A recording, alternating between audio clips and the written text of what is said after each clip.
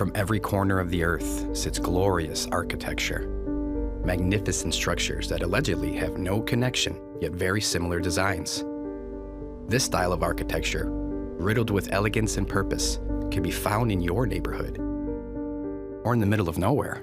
And when you walk in, you are overwhelmed with a vibrant feeling of serenity, a feeling that modern-day architecture does not provide. The concept of a timeline that once existed, where structures were created with a completely different purpose.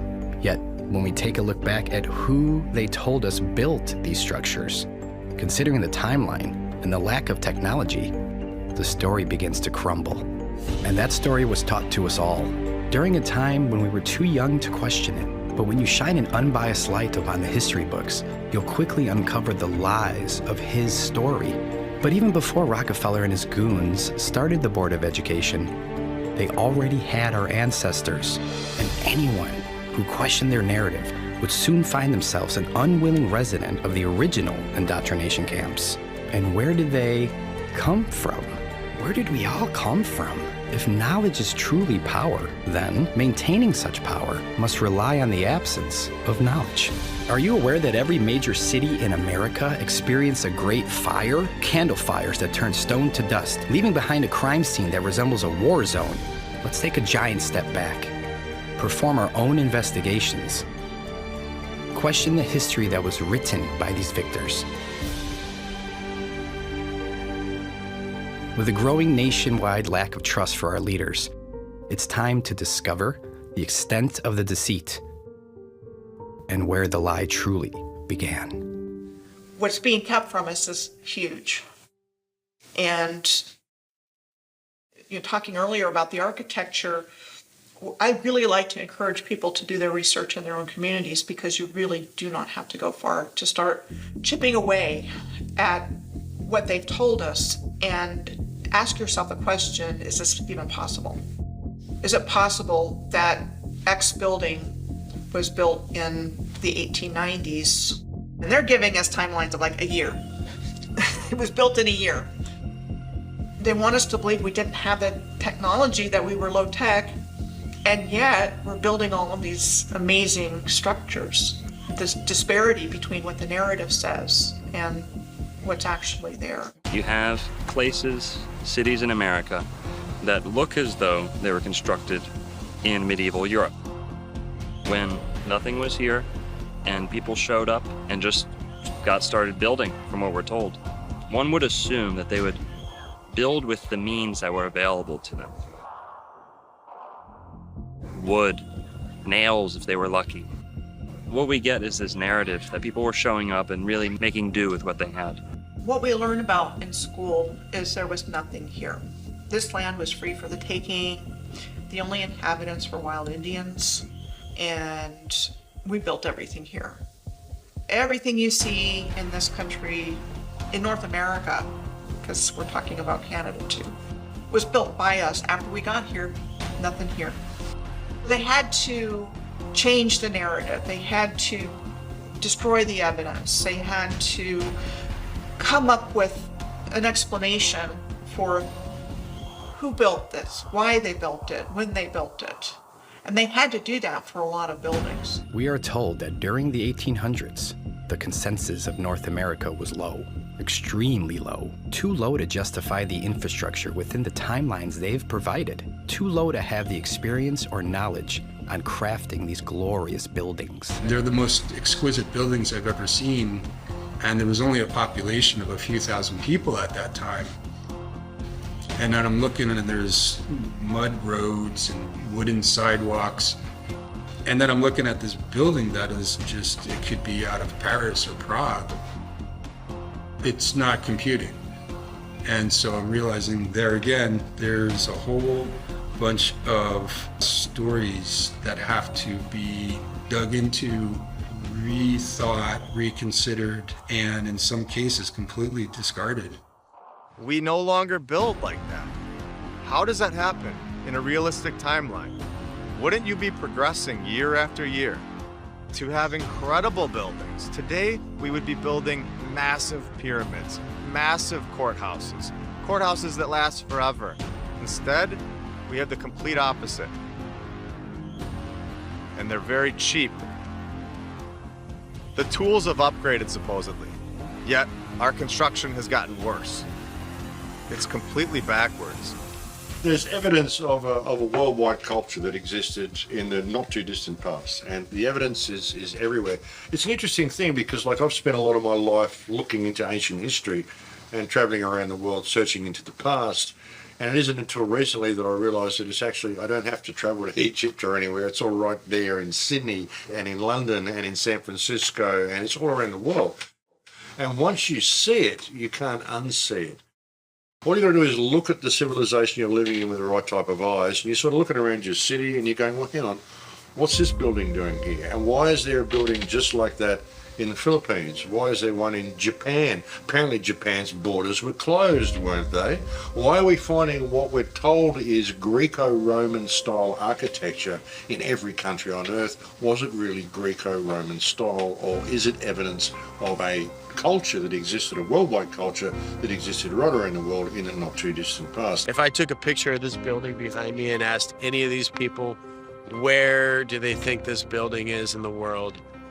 I guarantee you most of them would say Rome or Europe somewhere.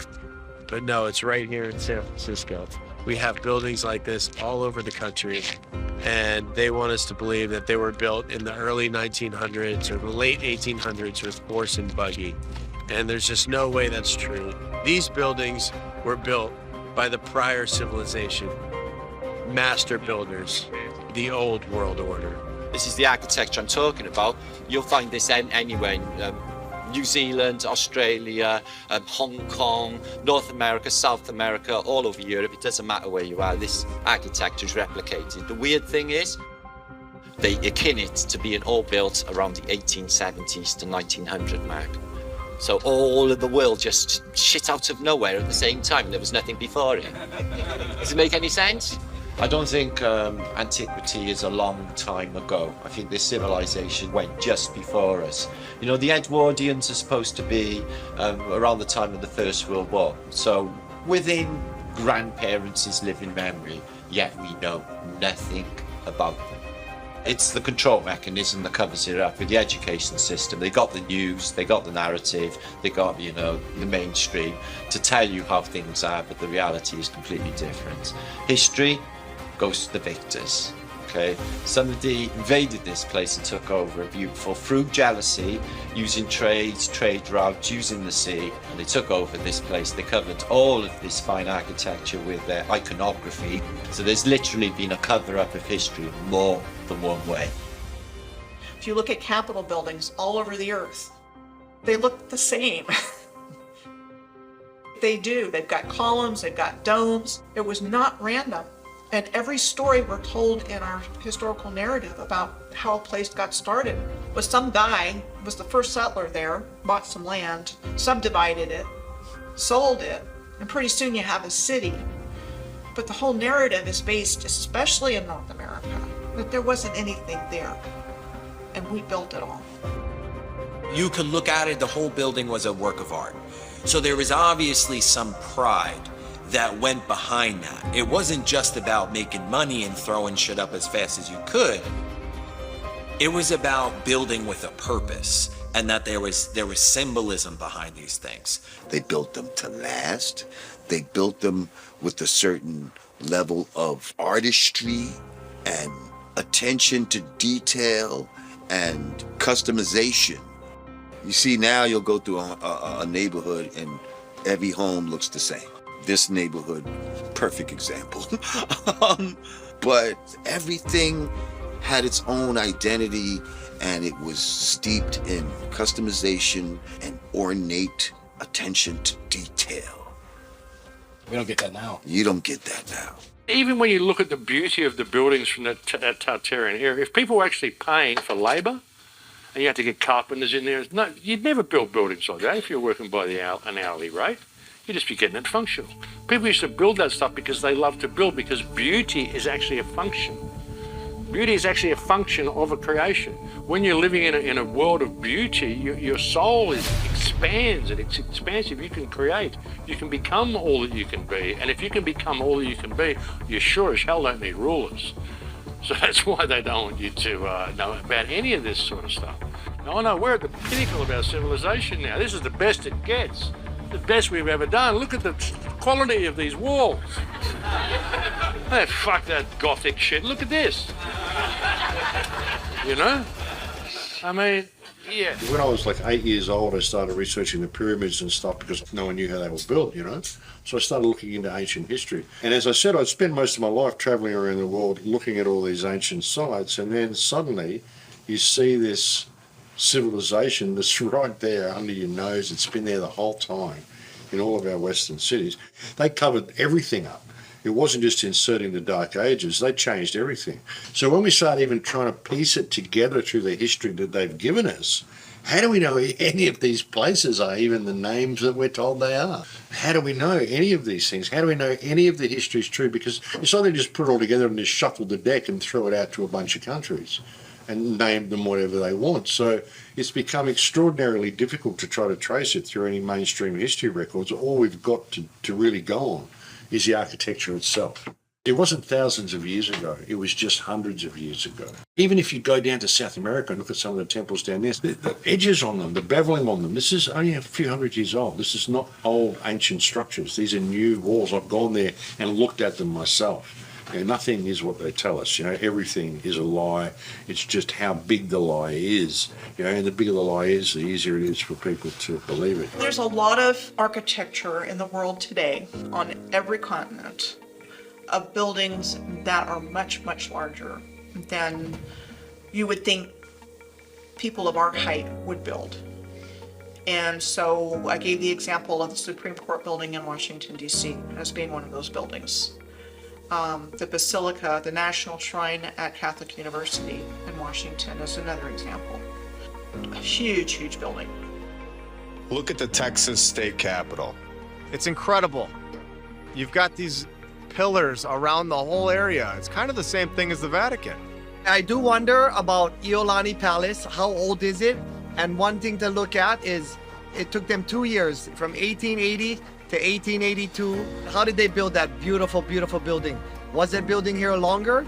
Was it here before Captain Cook? There's no construction pictures and there's none of that stuff. So no power tools, horse and buggy.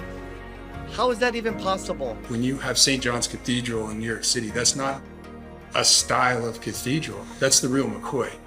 Could you imagine that being built today? I think that everybody would go crazy. They have no legitimacy whatsoever, except to trick us and convince us that they do.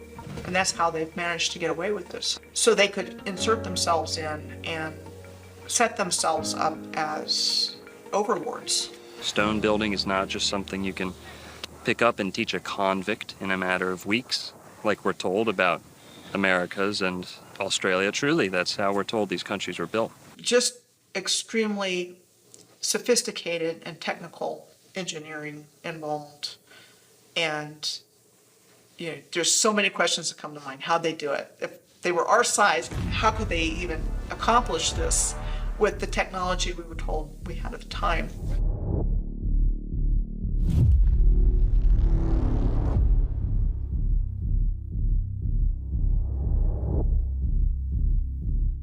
You'll find many of the banks, post offices, government centers, especially 100 years ago, were facilitated in these large, glorious stone structures.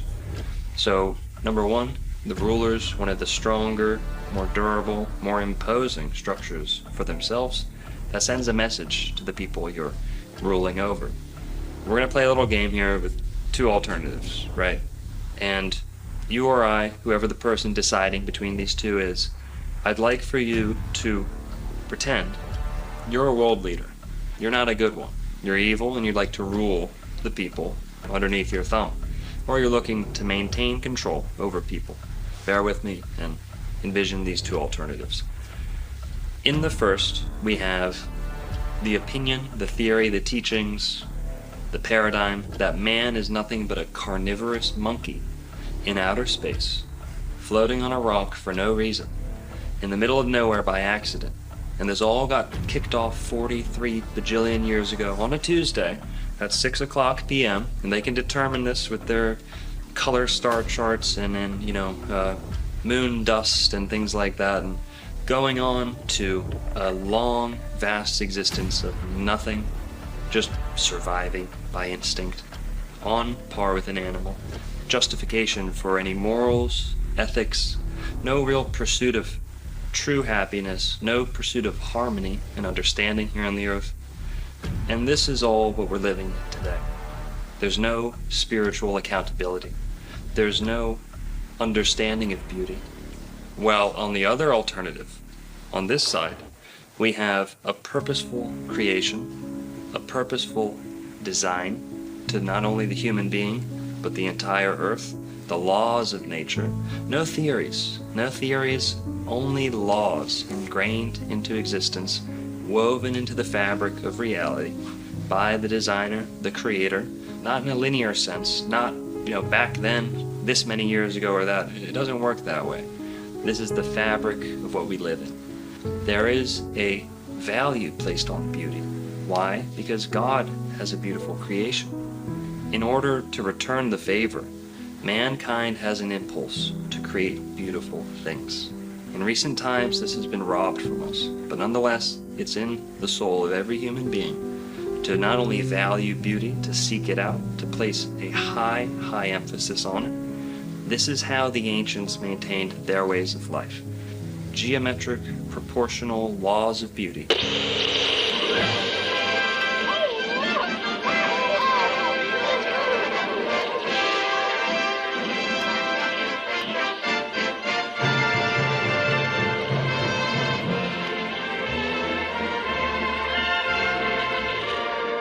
Never been anything like it in the whole world. It's right in our own hometown. Grandpa, they'll never tear it down, will they? Well, they'd better not. Well, they didn't tear all of them down. Not that they put them up in the first place. The World's Fairs showcase many of our ancient structures in their grandest form. Yet, we are sold the story that these are alleged temporary buildings, all being built in record-breaking time for the purpose of a worldly gathering, a gathering to showcase new technology, or perhaps just taking credit for the old. With so many lights on display, one would only assume that power plants and electrical resources such as wiring and even electricians were widely available. However, during this time period, that wasn't the case at all. Therefore, how were these vast areas in the late 1800s able to light the evening sky, like a modern-day theme park? Or was there a different method for harvesting energy? Now ask yourself, what part of these magnificent buildings look temporary? What part of these buildings look rushed? And most importantly, what part of these buildings look new? Or you can just believe these guys. With these World's Fairs, it was all brand new. This is what they tell us. It was meant to be temporary, so they used plaster of Paris and wood and all these other structures. And if you look at the pictures, that's not what you see. You see these massive masonry structures that look like what you see in Europe. They had these in places like Chicago, Omaha, Portland, Seattle, Guatemala. They had them in Tasmania, Georgia, Louisiana, Ohio, Canada. Each one of these fairs, each one was built in 2 years or less. Each one was magically populated by millions of people that came from all over the realm to participate in this event. They started with the Crystal Palace exposition in 1851.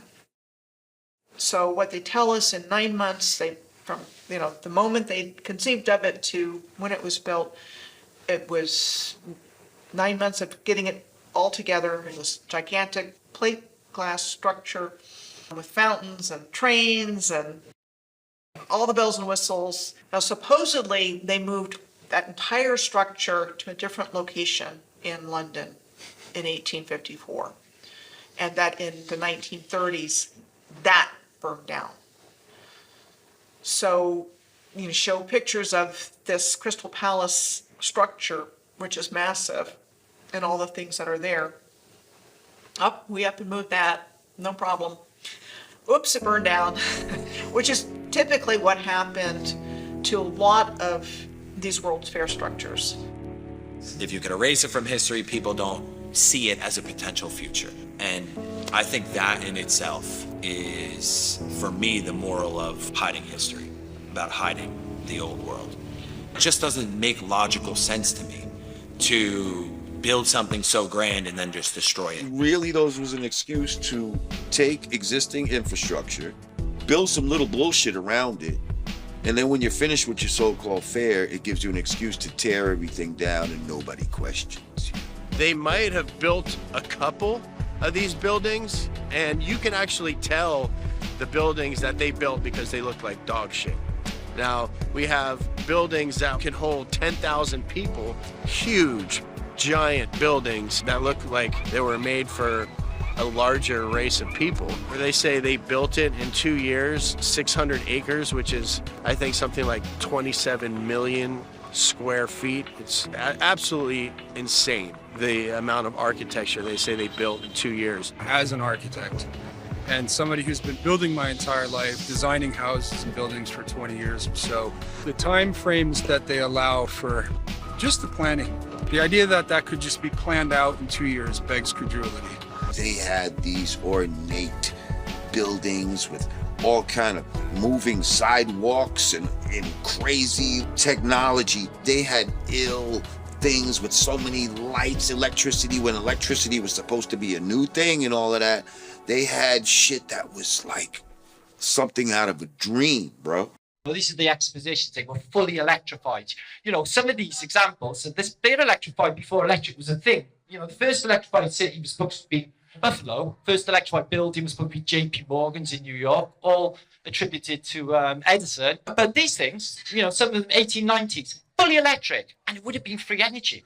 They didn't have massive plants to generate electricity. The first one in America was in 1876, and that was the Centennial World's Fair in Philadelphia.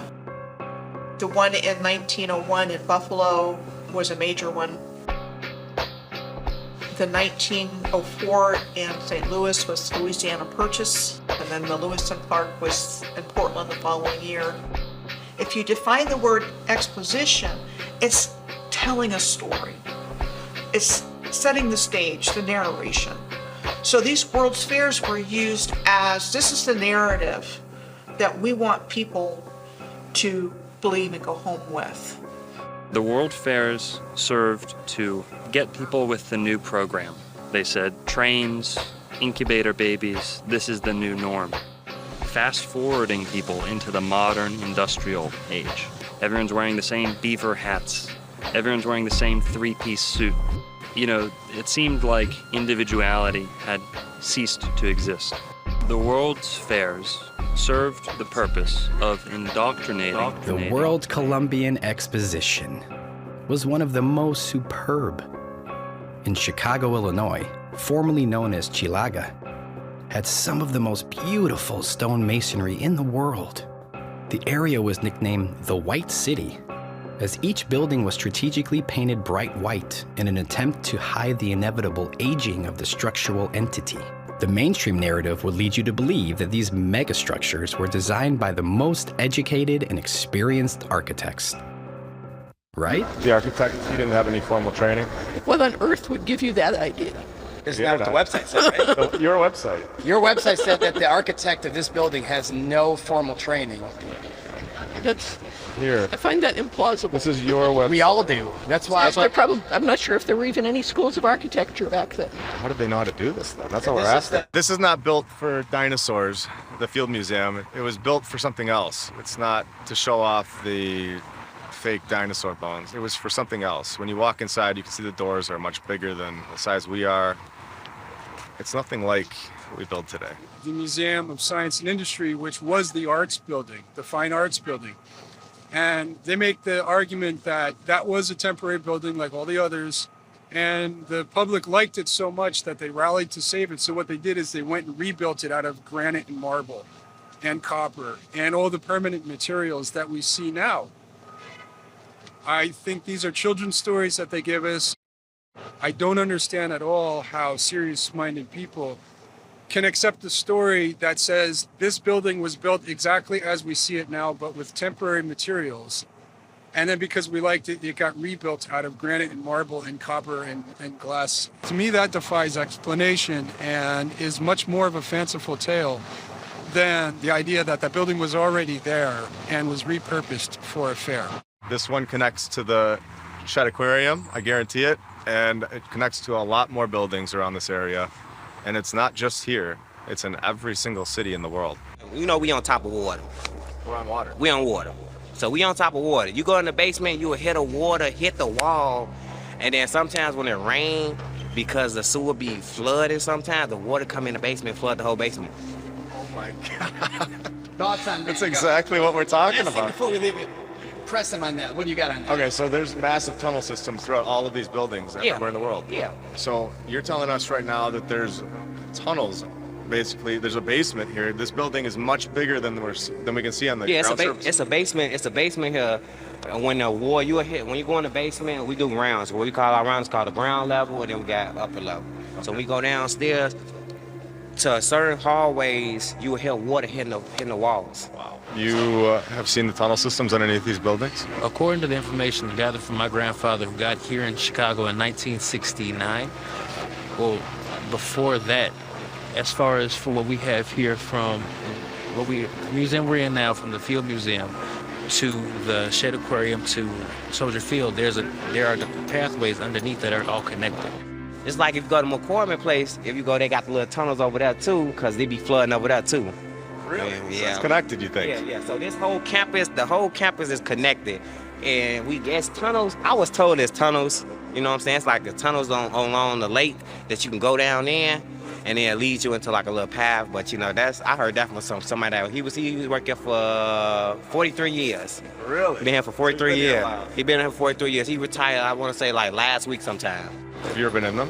No, sir. They won't allow access to the public. Okay. And then they only allow access to very few of their actual workers here. So you think that dirt in that picture downstairs, you think the dirt is actually there and we put it there to cover up this building to make it look like it's not as big as it really is? That's a good one. That's good. I feel like we did though. I feel like he made the picture to fake like. I feel like the building was there already. What do you tell your child when you're coming to a new location and they're asking you questions and you have no answers?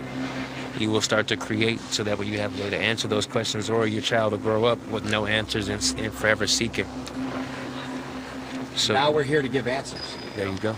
When they say that these buildings were temporary, what they're basically suggesting is that it's a full-scale model. That is going to be occupied by thousands and hundreds of thousands of people that are coming in and out of these fairs, where they're going to hold together through brutal winters, through hurricanes, through potential earthquakes, with hundreds and thousands of people occupying these spaces. The liability on that alone would have shut the whole endeavor down from the beginning.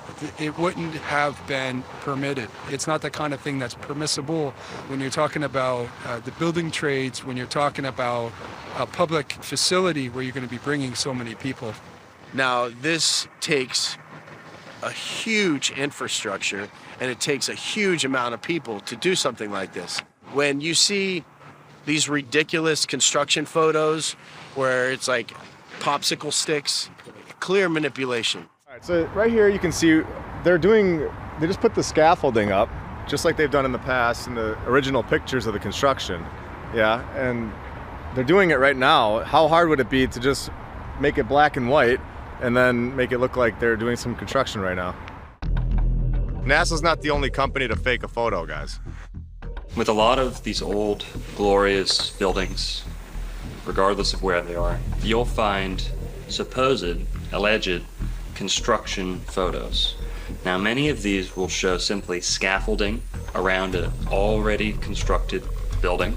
If you take an old cathedral and put scaffolding around it, and you're the first person ever to have that cathedral photographed, well, you are ripe to make a case for yourself that you may have built that to begin with, whereas you might have just been renovating that cathedral, repainting it, fixing it, old, primitive photo manipulation techniques. Wooden sidewalks and mud roads. You have to be able to bring all the stone and brick and glass and copper and all the component parts. You have to be able to bring that to the site.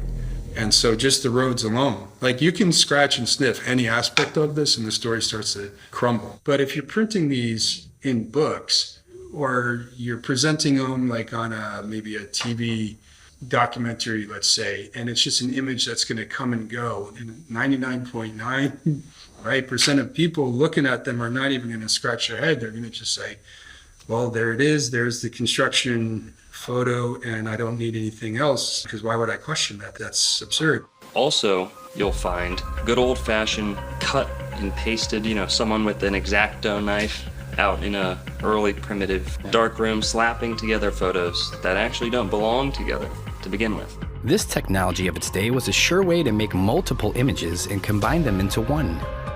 There was no way the rewriters wouldn't need this for faking construction pictures. And no, it's not Photoshop, but the layering process is very similar. Victorian photography manipulation, using pencil markings and scraping techniques to draw, erase, and touch up any image desired. The easiest way to achieve your goals is to have a white background that you can remove later in the darkroom. Not uncommon for others to create trick photography and show off their masking and etching skills. For back then, this was the cutting edge of the start of this fraudulent society they've built. They take an already completed building and they whitewash the skies. They call it vanilla skies. They'll blotch out the sky and cut away from what they want to leave in the photo. They can cut away what was there and replace it with a gray or white vanilla colored sky. Vanilla sky, where the background is cut out and you can see the crop marks. You can zoom in and see where the edge of the building there's a little bit of a blurry edge. The sky that would have been the background has been disappeared. It's like, well, why would they do that? If you see one construction photo that's off, where they've painted in scaffolding, or they've taken out backgrounds, you have to stop. Why did they go to the extent to do this? You have to ask a question. And if you see hundreds of photos that are done this way, you have to realize this was an industrial scale effort to create a narrative. Exquisite masonry buildings were built in 1 or 2 years. These take time. I mean, you put 1 or 2 years just into the planning. Well, before that, you have the engineering piece, you have the design. You're not just getting a bunch of artists and builders together and knocking these things out. There's architects involved, so there's the design. Then there's the engineering of it. All of this takes time. These buildings are years in the making.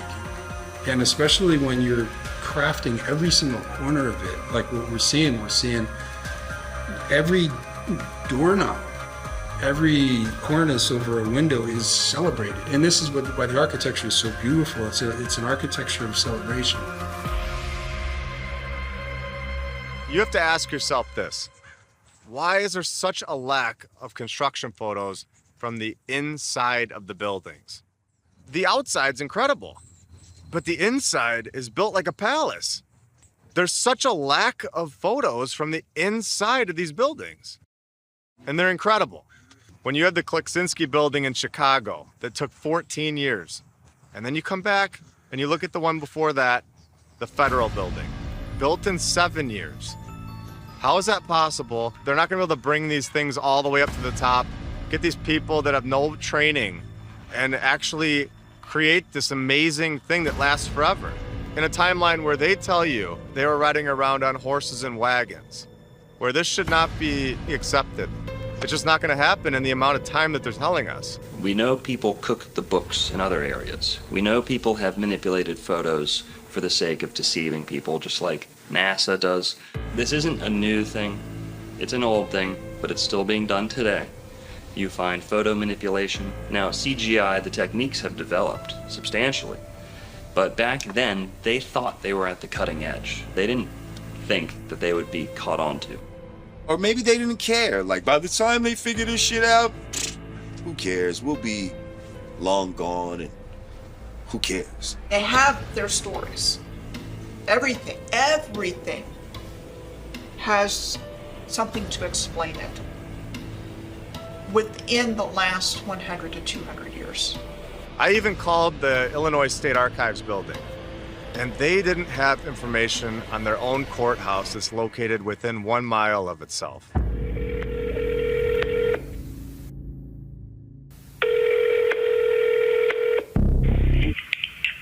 Illinois State Archives, how may I help you? Hey, I was just transferred to you because I was looking at the Supreme Court when it was built, and I was just trying to find like records on it, and it said it was saying like on their website it was saying that it was built in like a year. So I was just trying to figure out if that was true or not. I would have you tried contacting the Supreme Court? Yeah, and they sent me over to you guys. Okay. I don't know what we would have on the building itself. Let me look here. Yeah, it was saying on their website that it was the keys were given over on February 4th, 1908, but 1908 they also said that they were moving out of the old state capitol building. So I don't know, 2 months, it doesn't sound right. Yeah, that sounds kind of odd. Let's see here. I don't know if we have anything on the building itself. The stories that we've been told are basically just that. They're stories that we're repeating over and over, and we're just regurgitating what they've been telling us. You could either choose to believe it, or you could choose to research and see the truth, that these are buildings from the past civilization. I'm standing in front of the sunken ship parking garage, which is in the exact spot as the Occidental building. Now, the Occidental building was built supposedly in 1882 and was destroyed in the Great Fire. That was that giant masonry, massive 3-4 thick wall of just solid brick and stone that was somehow burned down in a fire. So this is what the modern era rolled out for us. We have the sunken ship parking garage, which is just kind of a thumb in the nose of this world that we're living in now. Yeah, salt in the wound, but I think it's just good that we remember the past and know what used to be there and the glory of the old world as it was. On a lot of these old glorious structures, you'll start seeing old cheap banners, signs just kind of get slapped on to these old glorious stone buildings. They simply don't fit together. These buildings were not intended to become money-driven establishments, and those they kept turned into such. It's funny that we never hear through the passing down of generations stories regarding any of the difficulties a nation would face building a magnitude of stone and brick palaces. Why are none of our grandparents or great-grandparents ever speaking highly of these buildings? If they were truly built in the early 1900s, do you think one of our grandparents would have been like, yeah, I was at the site and I'm so proud of building that? Or my friend, I knew somebody and he was over there building that building? Not one time. Does that sound odd? In order to build some of these buildings in a year, you'd have to have hundreds of people, like daily, sleeping there. You'd have to have people with houses located on site because they got their horse and their wagon. Are they traveling home at night? Where are these horses staying during the day when they're building these buildings? And it just, the story doesn't add up. If it was really truly built, like they say, then there would be so much proof. And sorry, but saying that a photo wasn't available or hard to take back then, that's not gonna cut it. You've taken a photo before. Why couldn't you take another one? They transported all these materials from hundreds of miles away, and it got there perfectly. There was never an issue. It just isn't logically possible. As an architect of 20 years, I have a pretty good understanding of how materials react to the elements over time. Modern infrastructure of Seattle is at best 140 years old. There's no room in that narrative for a building to be showing the type of weathering that we're seeing beyond. So just to me, that one building alone is further evidence that this city was here for a long time. To me, it's been there for centuries. I would give this building 300 years. I like to look at a building as telling its own story. I'd like to say that stones don't lie. Stones are always going to tell you the truth. And if you look at it through that lens and you let it tell its own story, then something else emerges entirely. There are blocks, stones used in some of the constructions of places like Machu Picchu, even St. Augustine, Florida, just sitting there, a hewn stone that no amount of men could have dragged. It would have taken something larger, something more technologically assisted. That is, of course, unless we're talking about people of substantial size. In many ancient books all over the world, they speak of giants that existed and alongside what we would call regular-sized people now. People who were larger might have had an easier time hauling, hewing, placing, arranging stones of this size that we see in the megaliths of the Americas, that we see in the megaliths of the whole world, may have been the result of giants.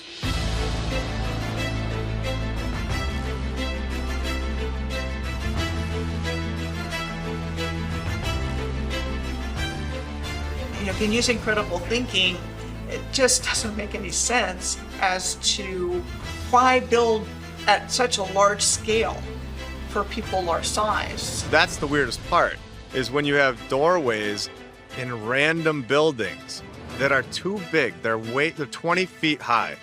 Why would you build a door frame that's 20 feet high for a population that is so small? Why would a regular-sized human, not just why, but how would a regular-sized human make something so massive? It just boggles the mind. Why do 6-foot men and 5-foot women need that? We don't do that. We build door frames that are proportionate to our size. They're just absolutely huge. Right, there's no sense. No sense whatsoever. Church is exactly the same. They have just massive doors, and just like you go through a little door here to get in there. I noticed when I was in Europe last, they had some doors I took photographs of, and the lock on the door is up here. Yeah, the taller people. You have these door frames that are in stone. You can't take them away. And they're 20 feet in the air or taller. And then you have our door frame that we build inside of the door frame so that we fit through normally. We're much shorter than they were as a civilization. Think about it. You'd have to be a fucking moron to build a door that's 30 or 40 feet high if you're 6 foot tall, and you can't even reach the doorknob. Across this plain, we find much evidence, abounding evidence of giants, not only in the major city centers of this world, but in the burial mounds and ancient ruins of the old world. And what you find around the major city centers is giant doorways.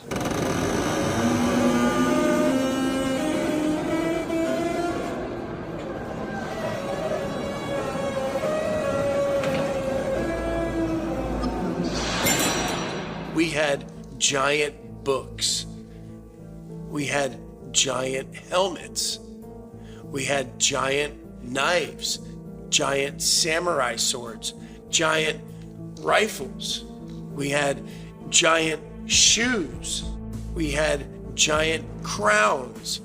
We had giant typewriters, giant bells. Giant this and that, things that don't seem suited for the average sized person, even on the taller side. It just doesn't make sense. And to think that large communities of people got together and built structures that were excessive, costly to begin with, but then you're adding the factor that they're building for a greater size than they need. It's not very cost efficient. It's not in line with what we're told about frontier America. So even just compared to me, right, in terms of a hip placement, my knee is up here and I'm 5'11". So these are really large individuals. Really large individuals. And then when you think about it, it's not even that big of a deal, really. Like, what's the big deal if there was giant people?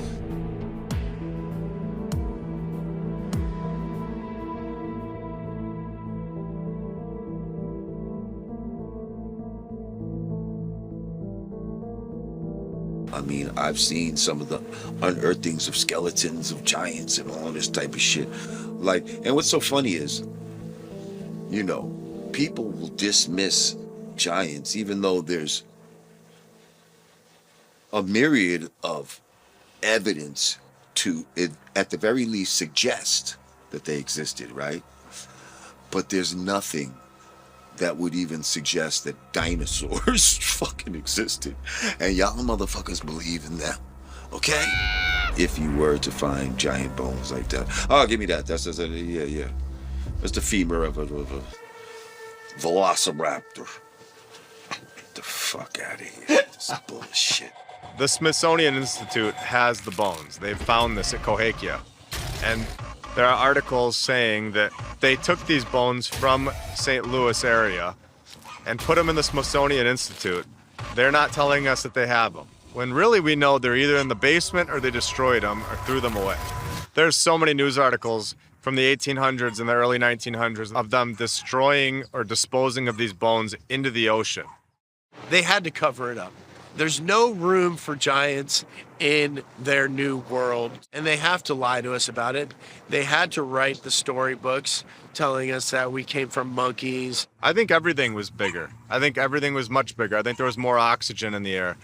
The trees were much bigger. The places were much bigger. They were better. They had all the technology. These people may have left or may have been killed off. My opinion is that they went for more land. I don't think they're allowed to be here.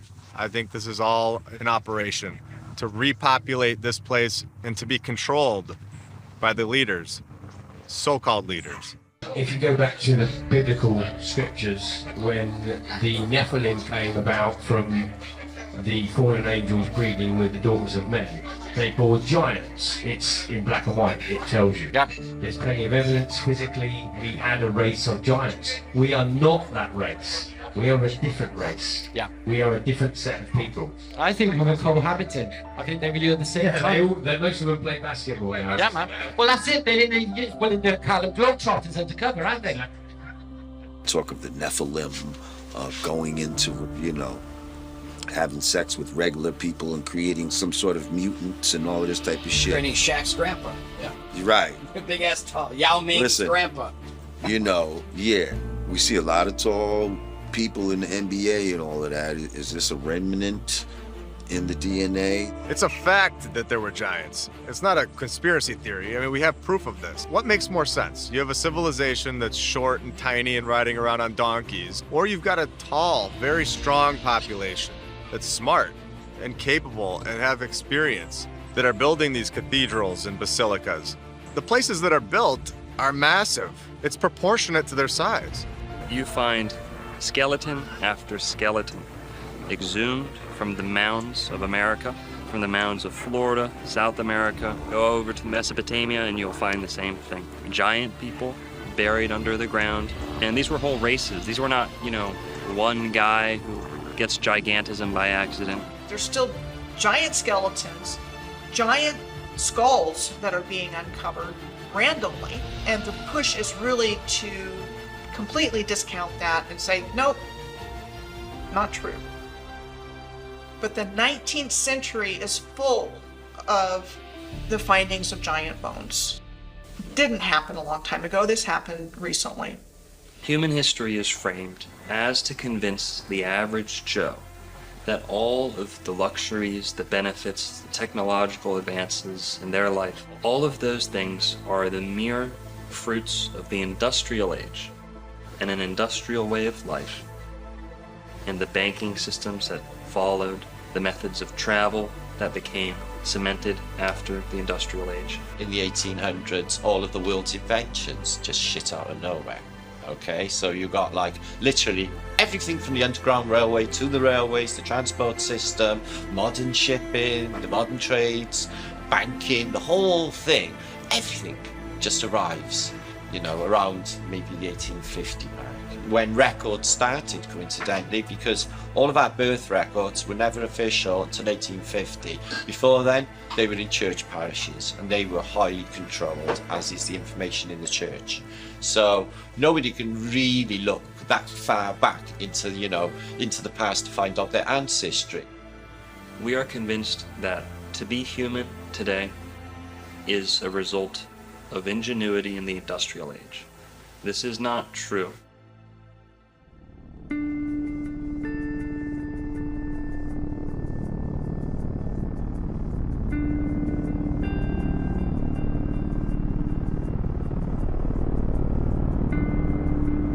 another element of history they've conveniently helped you forget about. A luxurious form of travel that was promptly removed from our skies. Airships are the oldest form of air travel. They're the most time-tested. Now, they've been taken out of circulation. A lot of people have the false misconception that if you were traveling on an airship, you would be confined to the little cabins that were suspended from the bottom. You know, like the pilot's cockpit. You'd probably feel a little iffy about those coming down, being on the bottom of the ship. It's coming down, you look like you're gonna get smushed. Well, that big blimp is not just a balloon. In many, many airships of the old world, you had access into that large cavity of the blimp. And there were restaurants, there were bars, there were dance halls, things like this. This is all a matter of fact. Why would they build such a big thing and not put anything inside? So it's basically like a cruise, but a comfortable cruise where, you know, you're not sitting in the bottom part of the airship where they normally show you on a blimp. You're sitting in the airship. It's a beautiful place. A beautiful, easy, graceful method of travel flushed down the drains. They're actually safer than airplanes. And what we had was a mass media event in the form of the Hindenburg, which actually scared most of the world's population away from ever getting in an airship again.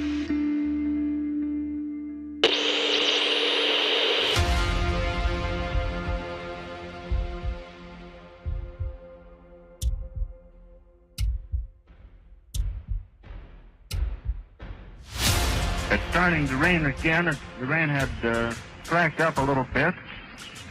The back motors of the ship are just holding it just enough to keep it from... It bursts into flames. Get it started, get it started. It's fighting and it's crashing. It's crashing terrible. Oh my, get out of the way, please. It's burning, bursting into flames, and it's falling on the mooring pads, and all the folks between it. This is terrible. This is one of the worst catastrophes in the world. Oh, it's like 400 or 500 feet into the sky, and it's a terrific crash, ladies and gentlemen. The smoke and the flames now, and the flame is crashing to the ground, not quite to the mooring mast. All the humanity and all the passengers speeding around it. I told you, I can't talk to people. There's fish around there. I can't talk, ladies and gentlemen. Honest, it's just laying down massive smoking wreckage. And everybody can't hardly breathe and talk and screaming. Lady, I'm sorry. I can hardly breathe. I'm going to step inside while I cannot breathe. Darling, that's terrible. Listen, folks, I'm going to have to stop for a minute because I've lost the voice. This is the worst thing I've ever witnessed. Oh no, can't do this. They're dangerous. With the footage of the flaming Hindenburg, you know, falling out of the sky. Nope, no more airships. But there's a lot of evidence, shall we say, that's available to show that, yes, there were airships and they were a pre-existing technology. And one of the ways that they get rid of things is to say, like, it's unsafe, safety hazard, we can't do this anymore. And I don't want to be flying in that again because there's just fire up in the air and there's no way I would ever travel in that again. So I'd rather pick to be in an airplane. Let's stick with our helicopters and our airplanes, and we're gonna can airships. What's a more tranquil form of travel? Airship or airplane? You can't tell me that everyone isn't terrified getting up on that tarmac and taking off on an airplane. On an airplane, you're stuck. You've got 60 to 100 people stuck on this little plane. You can't travel that far with the tanks that they have. With an airship, you can travel very far, and you can travel with a lot of people. You could take mass amounts of people to these other lands that are much further than we could ever imagine. The airships of Germany were touching down in Opelika, Florida for years. And Glenn Curtis, the man who opened up that Opelika airport, is a man embroiled in scandal So if anyone's telling lies here, it's those guys. Glenn Curtis was nicknamed fastest man alive for breaking top speed records on a motorcycle using gas engines. And he helped push gas as superior to steam and other techniques. He started slapping gas engines on airships too, and he helped get them off of other methods. Then he did the same thing with airplanes in direct competition with the Wright brothers. He tried to steal the Wright brothers' patents with the help of the Smithsonian. Towards the end, they started filling them with dirtier gas, trying to get them to be gas propelled. That was not the case. Many of these were steam. In some instances, just like a submarine. They can try and hide this from us a little bit, but you, the viewer, can go and look this up for yourself. The blimps were a lot more sophisticated than we're told. And going back to the comparison between airplane and blimp, they can literally and metaphorically bottleneck the costs of travel by only allowing so many people onto this tiny little tube that's traveling so fast, so dangerous. We'll let this go by. Speaking of modern day airplanes, You can only fit maybe a couple hundred onto an airplane when you could fit a couple thousand onto an airship. Number one, it's graceful, but number two, you can fit way more people. You can have way more facilities on that. It's like almost like a traveling city. So the airships provided something that airplanes don't. They were safer in terms of the speed of travel, the danger of landing somewhere you're not supposed to. To think, if your fear of flying is caused by open waters, in the case of an emergency, you would now have a way to safely dock on a boat. And a fear of landing could be comforted by a slow docking airship. Things like the Eiffel Tower, which we were told was built for a World's Fair, but there's Eiffel Towers everywhere. This will give you an opportunity for a balloon to come in to your city and maul around, and you get straight out, and it delivers you to the place where you want to be. Now, don't think this is beyond the bounds of possibility. They actually did it. Hindenburg used to couple up to the top of the Empire State Building. The doorway would come out, gantry would come out, and everyone would climb out of the Zeppelin into the Empire State Building. And they've done it in LA, in Chicago. These balloons were the transport of the day. Believe it or not, it was not uncommon for people to fly their airships straight into downtown New York City and to dock those airships in the steeples, in the finials, the towers, the spires of places like New York City, Chicago, major cities in Germany, England, you name it. Airships were docking. They would offload people into the tippy tops of buildings. I think that there was more than just airships. I think that the technology goes further than that. I think that these things were much more powerful, and I think that they went further than we can ever imagine, to lands that we're not told about. Behind the scenes, they are still making these, but we wouldn't have access for making our own. If you wanted to build an airship today, you can't, because NASA owns 99% of the helium. The tech back then was possibly even more than what we have now. There's videos in the 1930s, 1940s of hoverboards and portable scooters that ran off of electricity. They used to have self-parking cars. Right when photography was invented, you have these electric trolleys running wireless around cities. 20 years later, they'd all be breaking down, then went on to wires, then went on to the slower Edison electric grid.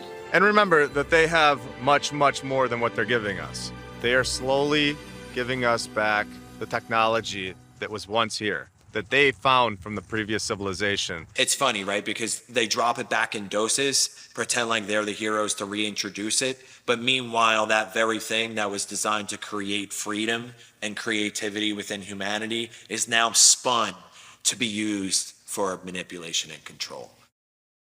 But it's dropped in those doses where we just accept it, and the line gets pushed further and further and further, and people just sit back and they're just like, this is life.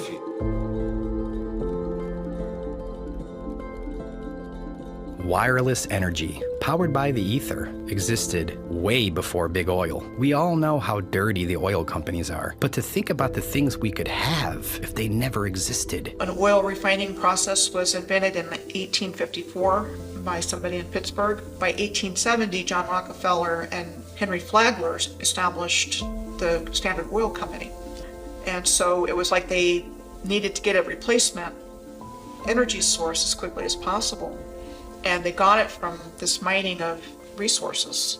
Back in the 1800s, mainstream academia had 18 additional elements on the periodic table of elements, ether being one of those, right? And somewhere along the line, when Albert Einstein came out with his theory of relativity and started doing lectures across the country and the world, that anybody that spoke about ether at that time was completely, like, their reputation was destroyed. They lost their laboratories, they lost their teaching jobs, like what we saw in 2020. A lot of times they'll leave the breadcrumbs. A lot of times the truth is in plain sight. So with that, Benjamin Franklin sending up the key on the kite, that's essentially you, the average American, sending up their drone with a copper wire and harvesting electricity straight from the ether. I think that the ancients understood very well that the ether is real and that there's ways of channeling atmospheric energy, earth energy, and I think that they built their buildings with this in mind. If we had access to free energy, I mean, imagine if you could just walk into the forest anywhere you want and you could just put up a little device and a resonator and you could build yourself a castle and just do it, levitate stones and just create a kingdom. Well, that's not very good for Joe Biden. How's he going to tax you? How's FEMA going to work with you in that situation? And that's why it's so dangerous to them. That doesn't work when you're introducing an electric system that is dependent upon a power source, a bunch of wires, meters, and your output that you're having to pay for, where you become dependent on a system of scarcity. This old way of doing things was based upon a system of abundance and plenty, because there's no end of the energy that's all around us all the time. There's another way of doing things. We don't have to live in this way of constant crisis because of constant scarcity. We can break through it, and I think that we're on the verge of rediscovering this knowledge at a very curious time where the old system is actually falling apart. Everyone knew there was an ether. Most buildings were constructed in that manner until they came in and started destroying things and indoctrinating us. You go through and you start finding these correlations, you start finding how the free energy worked, what the power stations were, how all these places have got these certain buildings and fountains and certain copper top roofings and all the stuff for landing sites, for flying machines, and you start to see that all of this stuff is way too similar all around the world for there have not to have been a single culture. Many times these towers held old world technologies, such as bells, which would send out resonant frequencies into the community beyond. So many photos of bells being rounded up all over Europe. We're living in a time where we're waking up to what we so recently had. The pipe organ is a healing machine. That's why it was integral to the construction of ancient Gothic cathedrals. The organ was the centerpiece of the church, of the cathedral.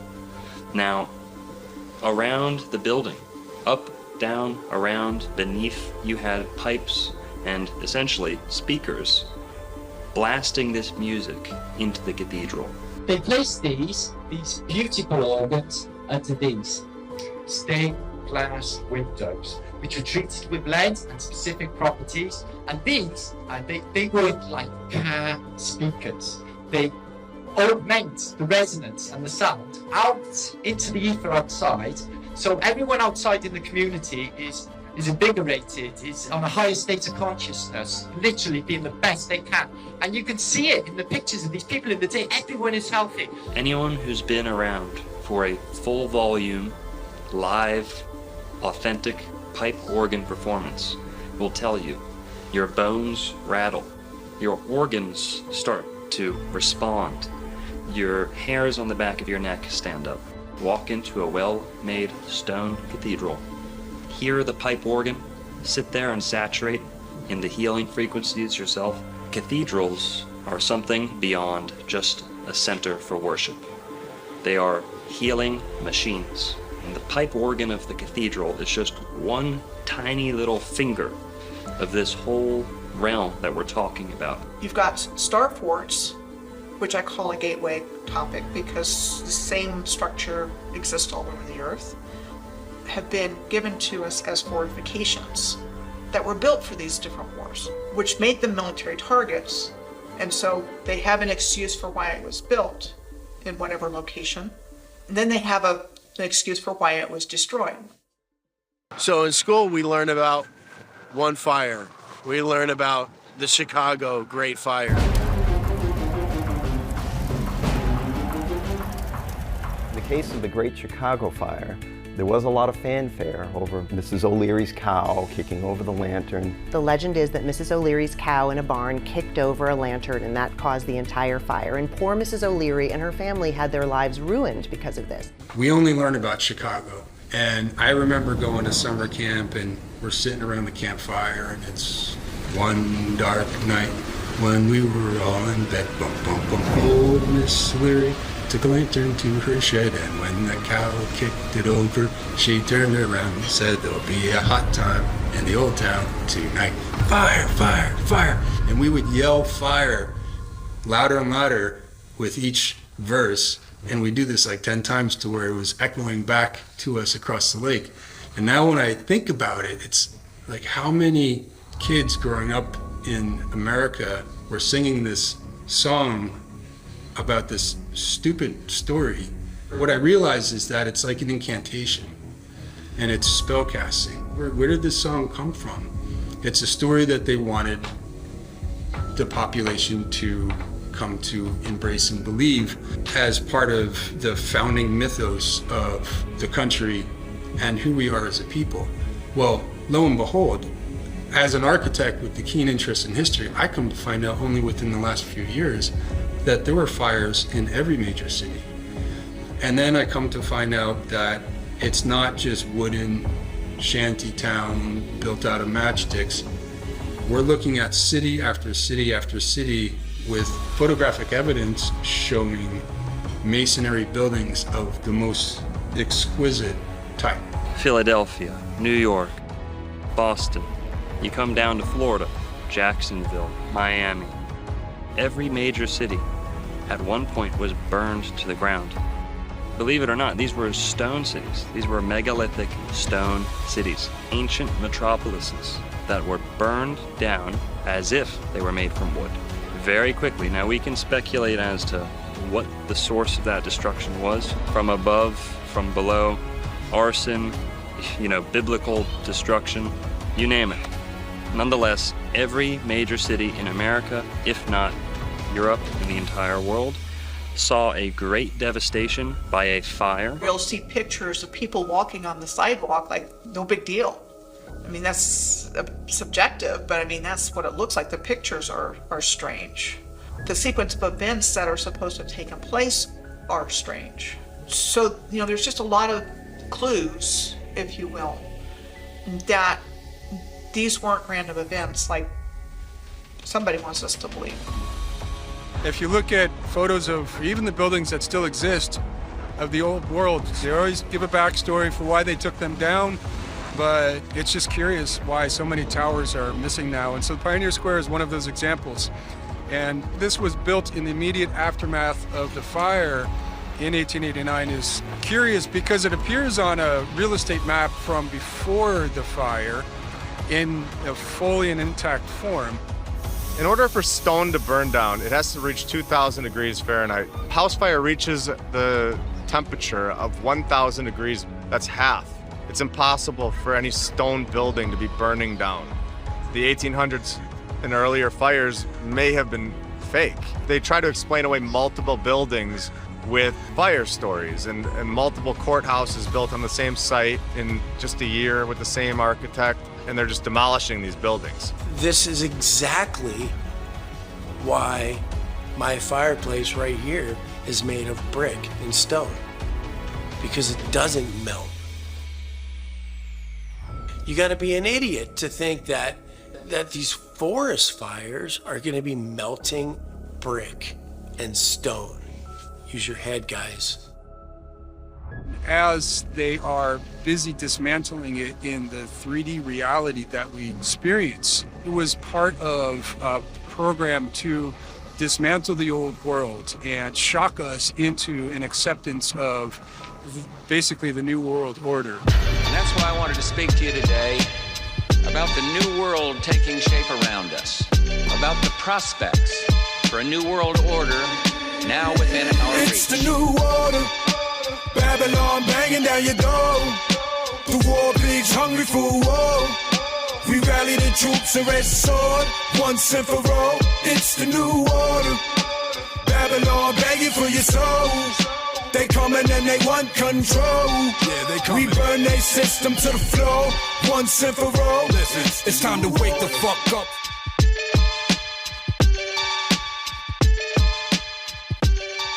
So you had what I would call the reset of history according to a very specific narrative. I mean, it didn't change very much.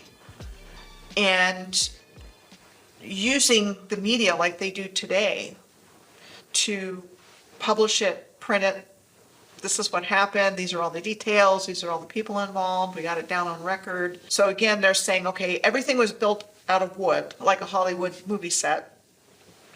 Didn't hold up, it caught fire. So we came in and we built all of these beautiful structures to make sure they wouldn't burn down again. And that is told repeatedly. You look at any major city, they suffered this same fate. And I don't think it's a simple matter of, oh, they were just so stupid. They didn't know. They put candles all over the place and let their cities keep setting on fire. The stone courthouses, the stone banks, into smithereens. Now in Jacksonville, we actually had a fire where there are first-hand accounts of people who were escaping the fire, and once they thought they had escaped to a safe distance, were watching the fire, because that's what people used to do back then. It wasn't much of a fire department. They just said, well, it's burning, just time to take photos and watch. And what they actually did was they were sitting up on a hill watching Jacksonville burn. They said that things on their persons started spontaneously combusting. Pocket watches, buttons, things that were made of certain materials were combusting. This was happening back in the late 1800s, early 1900s. Cities would spontaneously combust with no sufficient cause, no suitable explanation. But they're in a covered carriage. What happens? Materials on their body are still spontaneously combusting, out of nowhere, sparking into flames. Now, how could that be the case if this is a local fire spreading to anything that it touches? These people were hundreds of yards away, if not more, from the fire. There weren't embers falling on them that they couldn't see, because like I said, they were already in the cab. So this is just one instance in Florida, and you can go look up your own city, the closest major city to you, and you'll find this same fate. You look at destruction from World War I, World War II, it looks exactly the same. So these weapons have been around for a long time. The biggest factor to 9/11 was the erasure of evidence. Erasing the evidence of the wrongdoings of the government, the financial institutions, you name it. You had evidence being destroyed. What do they call it? Jewish lightning? For lack of a better word, insurance fraud, destruction of evidence. Those two typically go hand in hand when we're talking about buildings falling down out of thin air.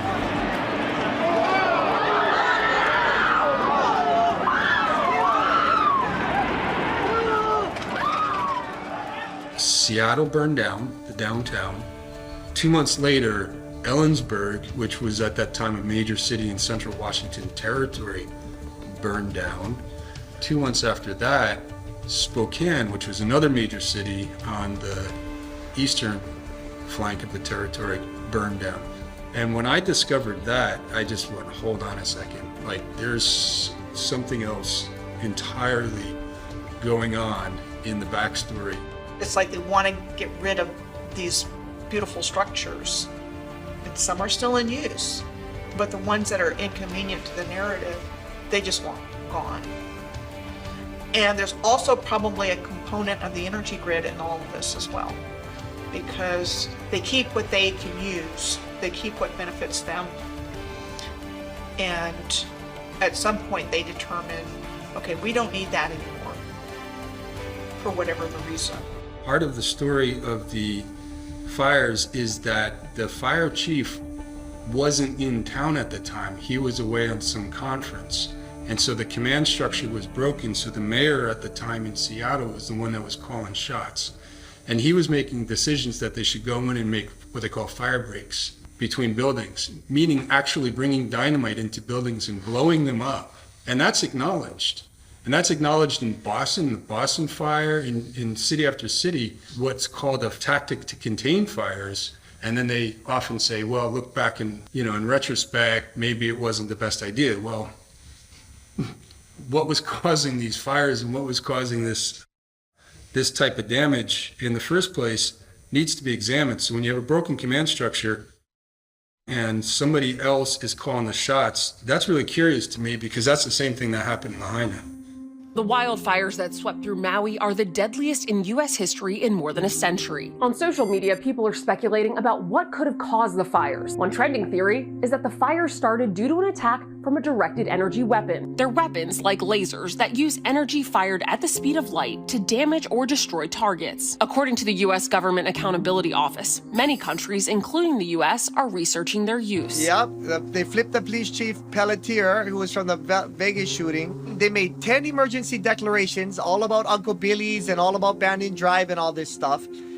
And to believe it or not, the Sunshine Law, where they removed the Sunshine Law or suspended it, it wasn't in these 10 proclamations that they really promoted and really blew up all over the news. It wasn't in any of them. It was in this quiet little Affordable Housing Act on the side. Truly, it does look like only the places they wanted.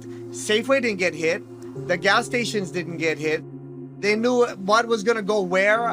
It's either they did it from the top with the laser energy weapon, like others say, or it came from the bottom. But one thing was crazy is that over 24 hours later, they were still letting the fire burn. The fire was blowing so fast, the wind, it said it moved 1 mile in 10 seconds. I would think in my head could move 1 mile in 10 seconds. Some kind of boom one time, the whole place. With the fires from Maui, I mean, I've got these rows of cars that are just completely burned. Honestly, none of it looks like a fire. It looks like it's been destroyed with like some weapon or something from an angle. Just completely destroyed by a direct energy weapon. Just buildings sliced in half. You have melted cars, you have melted everything. I mean, it just completely looks like a war zone. Send a laser from a directed energy weapon against the community and then step back and say, oh, that was natural, or too bad, so sad. And all those people are left homeless and they don't get any help. And people aren't being allowed to get out of there. When it's happening, they're jumping in the water and poof, and everything looks like, cars are burned out. And people are going, whoa, what's going on here? And they're not getting any answers. And the current administration also has the slogan of Build Back Better, which was the excuse given for these other great fires. Well, everything was wooden. So look what we did. We built it back with this solid brick. I think what we're seeing now was never supposed to happen this quickly. I think all of these things were supposed to happen without us even being aware of it. I can only think, why else would you want to do that? It gets rid of everything. There's no fingerprints. There's nothing. It's done. There's nobody to talk. They get rid of all the buildings. What stories is there to tell? His story is what they're going to tell. It's what they did tell us. Distorting a timeline, laced with cover-ups and preventing public awareness of our own cities being destroyed. How powerful are these weapons? And when did they truly originate? So this frog should have turned to ash. It even has some ashes on the bottom. It's kind of gray. And it got a little bit on the edge of some heat, but it didn't contort it or anything. It's just perfectly symmetrical, petrified. And it seems mostly hollow, but the skin is totally solid and intact. There have been a lot of people that have been talking about the subject of meltology. And my take on that and other things is that's part of it, it's not all of it.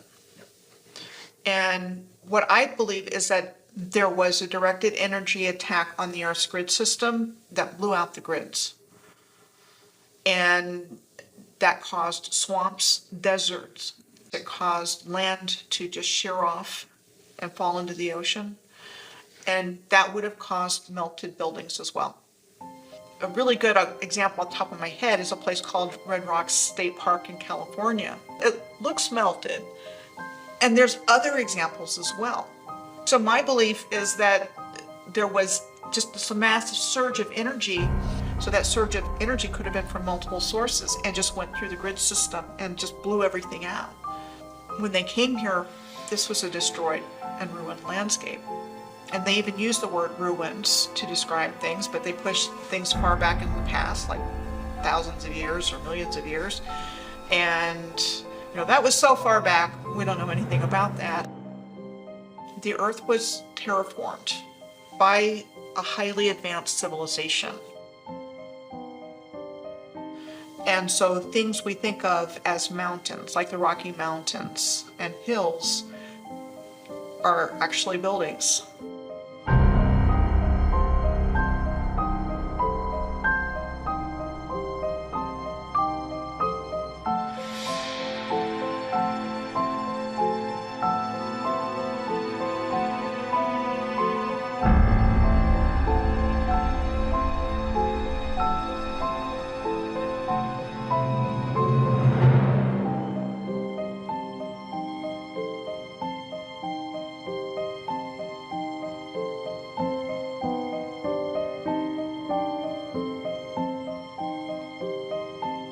When you look at the city of San Francisco from the early 1870s, and not a soul around, vast emptiness with a fully intact city, and nothing's out of place except that there's no people. And so what it looks like to me is they went into a city that was already there.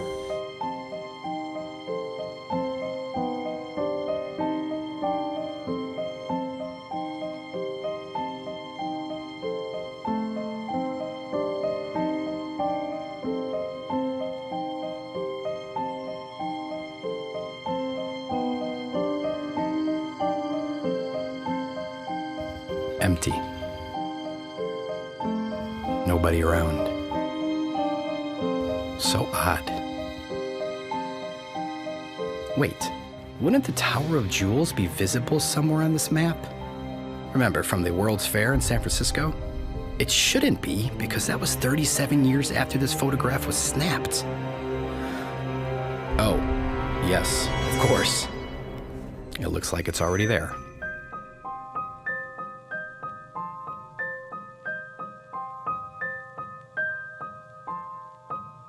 With the World Fairs, it does seem that the purpose of them was to provide us with a new narrative and bring the population to them, just overwhelm them with this fantastical realm that they were now going to internalize and then burn it down in almost like a ritualistic fashion to sear this into the consciousness of the people. The populating of the Americas was not as authentic, organic as people might have been led to believe. There was a large system of what people have termed orphan trains, incubator baby farms. A lot of these were housed, hubbed in World's Fairs. You had incubator babies at the World's Fairs. Buy an Asian baby, buy a Filipino, buy an African baby. I think part of it was repopulation. I think part of it was early child trafficking. Premature children were in these incubators. You see pictures of these, nurses in their uniforms in a room filled with baby incubators, with people paying admission. With our increased awareness today, we've got things like Planned Parenthood and other things going on.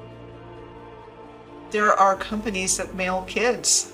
There's a bit online business where somebody can place an order for a child based on eye color or whatnot, and they get delivered.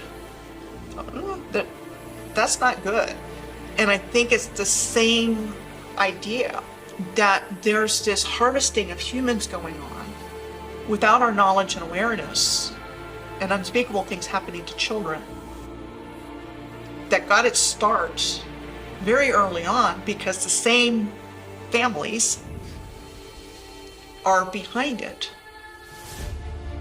And you would see this mass migration of orphan trains and orphan boats, and you're like, first of all, where are all these fucking orphans coming from? How many orphans were there in the 1800s? Why? So everybody's learning this thing at this young age, and everybody has to go by these new set of structures and new set of rules.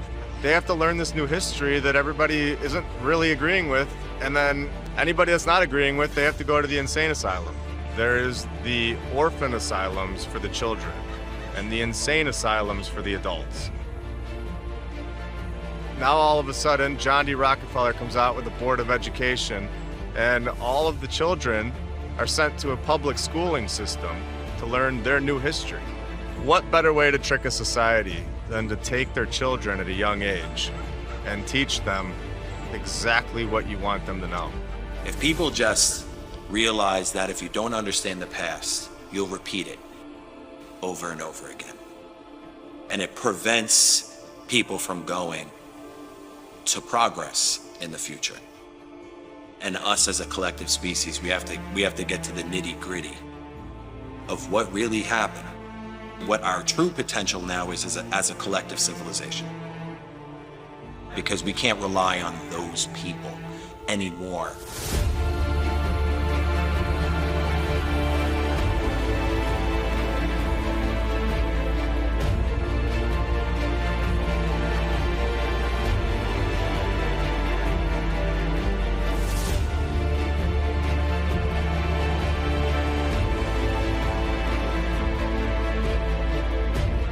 How does any of us know? And I would ask my father this all the time. I would say, Dad, how do you know you have a great grandpa? How do you know? None of us know. It's the truth, those are things. And, people can sit there and say, you guys are off your rockers talking about this stuff. But, I mean, look who we're accepting the official story from. All I've ever known my whole life is that we don't know how we got here. And we don't know why, we don't know when. If Americans are sitting there one day and say, I don't know how I got here, I don't know why, and I don't know when, well, then you've been reset.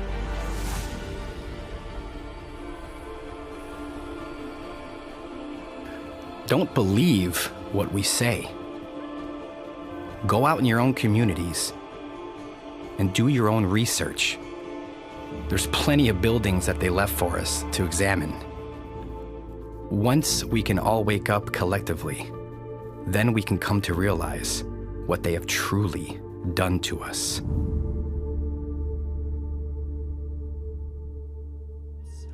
Shout out Hibbeler Productions. Check this old world order stuff out. Here you go. A true gem. Firm Fam 2024. Sift through the lies of indoctrination. Ancient civilization laid to wasting. More I scratch at the surface, more I'm facing. Hidden no world, advanced not cavemen. Free energy before the lies of the Masons. Flip the script and change the whole situation. American cities found not created. The tech of the giants, colossal creation. What lies had they hid from us in plain sight? The power of the ethos to feed them free light. Structures weren't built by horse and buggies. Huge slabs of stone, masterful, not ugly.